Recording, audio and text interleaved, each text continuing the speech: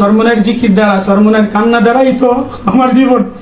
সারা জায়গায় বয়ান একটাই করি, আর এখন আমার বিরুদ্ধে কোন ষড়যন্ত্রকারীরা কাটসাট বয়ান দিয়া জাতিকে বিভ্রান্ত করে, চরমনের আমার প্রাণের হৃদয়ে ভাইদেরকে বিভ্রান্ত করে। এই জন্য আমি ব্যথিত হৃদয়ে।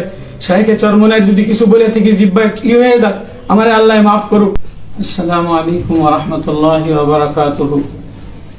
দেশবাসী এবং আমার তরিকার মুজাহিদিন ভাইয়েরা, ইসলামী আন্দোলনের সমস্ত কর্মীরা, আপনারা একটা বিষয় ফেসবুকে পেয়া আমি বড় লজ্জিত, মর্মাহত, দুঃখিত, ব্যথিত যে কে বা কারা আমার বয়ান থেকে একটা ভিডিও কাটসাট করে ছেড়ে দিয়ে আপনাদেরকে বিভ্রান্ত করছে। আমার জীবন চরমনাই, আমার মৌলানা হওয়া চরমনাই, আমার মরহুম শাইখের দোয়া আমার গালের মধ্যে দেওয়ার কারণে আজকে আমার বয়ান। কিন্তু আমার বয়ানের মধ্যে পুরা বয়ান করছি আমি চরমনাই এক ট্যাবলেট, চরমনের পুরিয়া দ্বারা দিল নুরানি হয়, দিল ভালো হয়। কারা কারা চরমনাই যাবেন?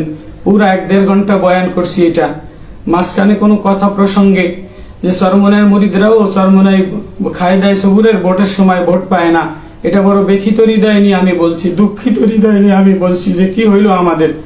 আর শাইখে চরমনাই তো আমার হৃদয়ের স্পন্দন, আমার মায়া, আমার বাবা।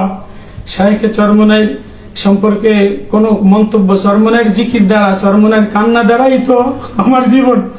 চরমনের ময়দান সারা জীবন, নির্বাচনের আগেও বয়ান করলাম, সারা জীবন বয়ান করলাম যে চরমনের এক নূর, চরমনের জিকিরের এক নূর, এক কান্নার আওয়াজ। কালকার বয়ান যে কান্দাকাটি করার মানুষ নাই, কান্দাকাটি করার মানুষ ছিলেন মরহুম শাইখ রহমতুল্লাহ আলাই, চরমনের পীর শাইখ রহমতুল্লাহ আলাই, চরমনের বর্তমান শাইখে চরমনাই। ওনারা সারা জায়গায় বয়ান একটাই করি, আর এখন আমার বিরুদ্ধে কোন ষড়যন্ত্রকারীরা কাটসাট বয়ান দিয়া জাতিকে বিভ্রান্ত করে, চরমনের আমার প্রাণের হৃদয়ে ভাইদেরকে বিভ্রান্ত করে। এই জন্য আমি ব্যথিত হৃদয়ে। শাইখে চরমনের যদি কিছু বলে থেকে জিব্বা হয়ে যাক, আমার আল্লাহ মাফ করুক। আমি এত কথা প্রসঙ্গে বলছি যে আমি তো আর নির্বাচন বুঝি না, ফেসবুক বুঝি না, রাজনীতি বুঝি না। হয়তো ইসলাহের কারণে যে নরম হওয়া দরকার, মাটি হওয়া দরকার, কেন আমাদের এই মাটি হয় নাই?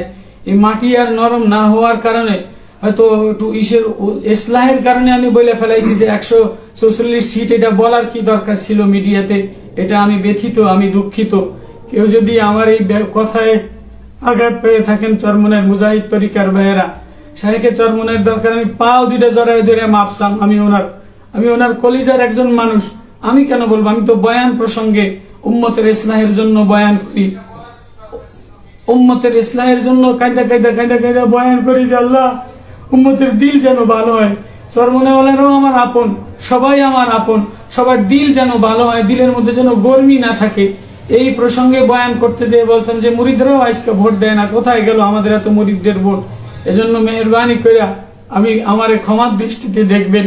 আমি চরমনের সবার কাছে ক্ষমার দৃষ্টি, শাইখে চরমনের এবার চরমনের মাহফিলে যে পাও ধরে যে না হযরত আমি তো বুঝি না, আমি রাজনীতি গ্রেডমেন্টও বুঝি না, বয়ান প্রসঙ্গে কি বলছি এটারে মিডিয়া কে জানি না কাটসাট করে পুরা বয়ান ছিল আমার যে এপ্রিলের মাহফিলে কারা কারা যাবেন, চরমনের ট্যাবলেট কারা কারা, পুরিয়া দ্বারা কারা কারা দিল ভালো বানাবেন, চরমনের জিকির দ্বারা কারা কারা দিল নুরানি বানাবেন।